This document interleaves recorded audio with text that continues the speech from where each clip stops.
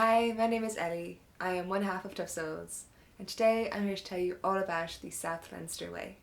The South Leinster Way is a 104-kilometre trail that primarily passes through the counties of Kilkenny and Carlow. This trail is part of the E8 walking route, and at the northern end connects to the Wicklow Way, and at its southern end connects to the East Munster Way. We started at the southern end in Carrick-on-Suir and walked this trail over 4 days. It was our 37th trail when walking all 42 of Ireland's national waymark trails. Heading out of Carrick-on-Suir, this trail follows tiny backroads as it makes its way towards Piltown. Our whole first day is spent on small, quiet roads, slowly climbing low hills and passing through lush farming areas. At the recommendation of a local we follow a hidden trail down to Mullinavat Waterfall, one of the highlights of this trail. It's a short descent down from the road to this amazing waterfall. The river is fast flowing and cold, and the area is quiet and grassy. We decided to squeeze in a final few kilometres that day and make it past Mullinavat. The trail on our second day started off nice as we wound through some woods along old logging roads.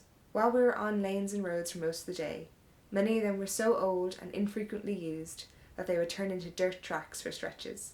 Reaching Woodstock Forest, the trail zigzags back and forth for almost 7 kilometres as it descends to the River Nore valley floor.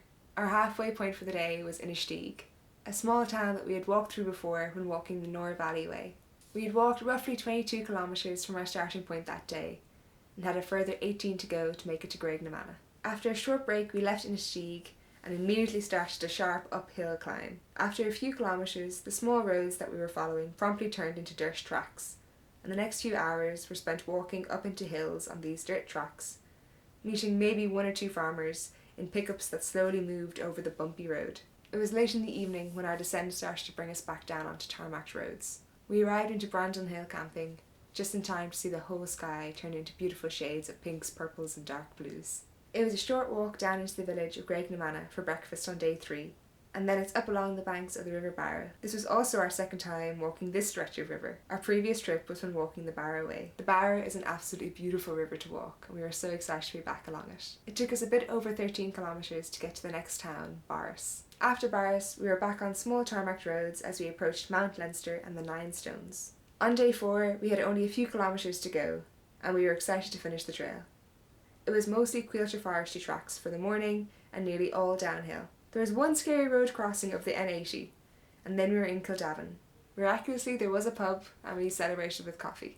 Admittedly, this had been a trail we put off for a long time, and there was a reason. There is a lot of road, paved and hard walking surface on this trail. If you're interested in open mountainsides, this is not the trail for you. For us, it was the things around this trail that made it really enjoyable, such as the beautiful waterfall and the amazing people we got to meet along the way.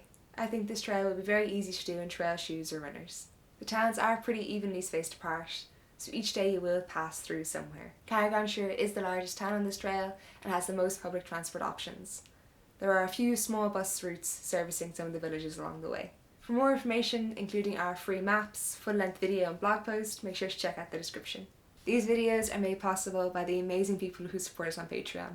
It's thanks to their support that we can keep making videos, and I'd like to say a huge thank you to everybody who supports us. This week I'd like to say a special thank you to Carlow Dwyer, Renata Lang and Stefan and Erica.